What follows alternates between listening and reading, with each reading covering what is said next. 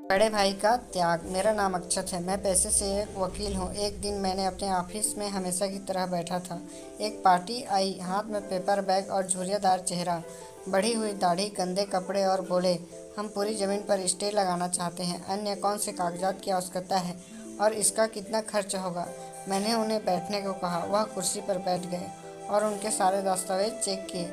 उनसे जानकारी लेने के बाद आधा घंटा लग गया और मैंने उन्हें बताया, आइए आपके मामले पर विचार करते हैं। आप ऐसा करें कि और 4 दिन बाद वापस आएं। 4 दिन बाद पार्टी फिर उसी अवतार में आई। भाई के प्रति गुस्सा अभी भी कम नहीं हुआ था। मैंने उन्हें बैठने को कहा और वह बैठ गए। फिर मैंने बात शुरू की। मैंने आपके दस्तावेज देखे। आप दोनों भाई और एक बहन आपके माता पिता के आपके बचपन में ही चले गए थे। आपकी शिक्षा 9वीं पास, छोटा भाई एमए बीए एड। अपने भाई की शिक्षा के लिए स्कूल छोड़ दिया, खेती में काम करने लगा, मेहनत की। नितिन जीजा जी के कुएं पर पत्थर फोड़े, गणेश बाबू के गन्ने के खेत में मेहनत की, लेकिन भाई की शिक्षा के लिए पैसों की कमी नहीं आने दी। एक बार बहन खेत में गाय भैंस को चरा रही थी।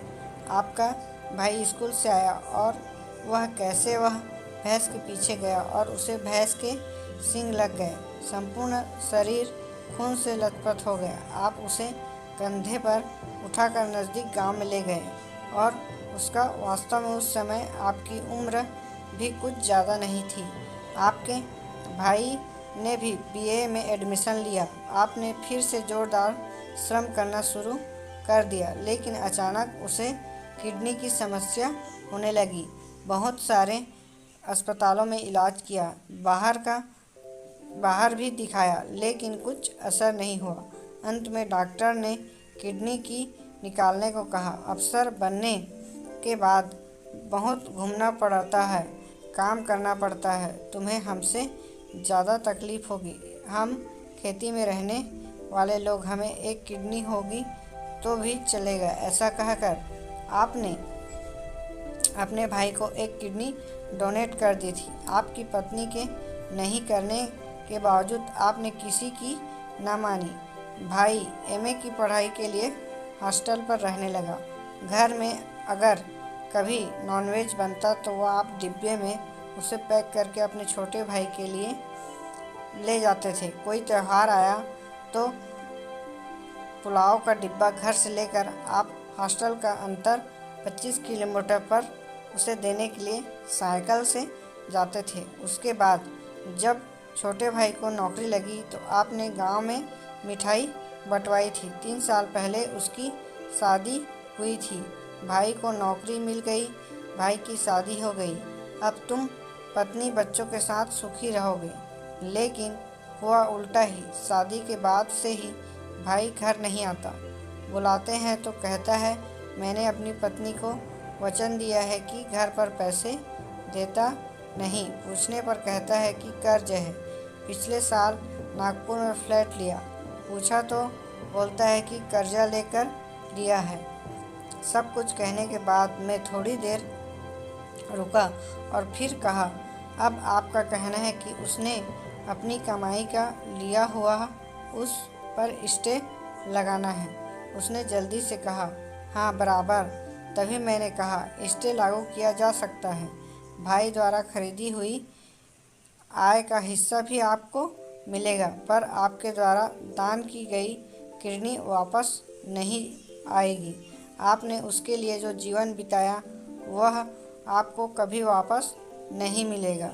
और मुझे लगता है कि इन बातों के आगे उसने जो फ्लैट खरीदा है उसका कोई मूल्य नहीं है।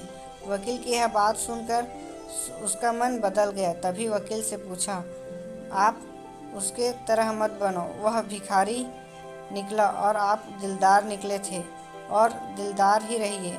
देखना, आपको किसी भी चीज़ की कोई कमी नहीं होगी। उल्टा मैं कहूँ कि आप पितु आए, मैं आपको जो हिस्सा मिला है उतना ही रखो। आपको हिस्सा वैसे ही पड़े रहने दो। कोर्ट कचहरी करने के बजाय अपने बच्चों को शिक्षित करो। यह सब बात सुनकर उस वृद्ध पार्टी ने 10 मिनट तक सोचा, सारे कागज बैग में रख लिए। अपनी आंखें पोंछते हुए वह बोला, मैं चाहता हूँ साहब, इस बात को आप 5 साल हो गए हैं। एक दिन वह पार्टी अचानक ऑफिस आई गई, साथ में एक गोरा चिट्टा लड़का, हाथ में बैग था। मैंने कहा, उन्हें बैठने को। तभी वह बोला, मैं बैठने के लिए नहीं आया हूँ साहब, मिठाई देने आया हूँ। यह मेरा बेटा न्यूजीलैंड में रहता है, कल ही आया है। अब गांव में 3 मंजिला का घर है, 8-9 एकड़ खेती ली है। आप बोले थे ना, कोर्ट कचहरी के लफड़े में मत पड़ो, इसलिए तभी से मैंने बेटी को पढ़ाई का रास्ता पकड़ाया और मेरा सब अच्छा होता चला गया। उस पार्टी की बात सुनकर मेरा दिल भर गया। गुस्से को योग्य दिशा में तो वापस गुस्से का वक्त कभी ही नहीं आएगा और जीवन में पश्चाताप भी नहीं करना पड़ेगा। दोस्तों, ये छोटी सी कहानी आपको कैसी लगी हमें कमेंट करके ज़रूर बताएं और इसी तरह की स्टोरी वीडियो देखने के लिए हमारे चैनल से जुड़े रहें। Thank you.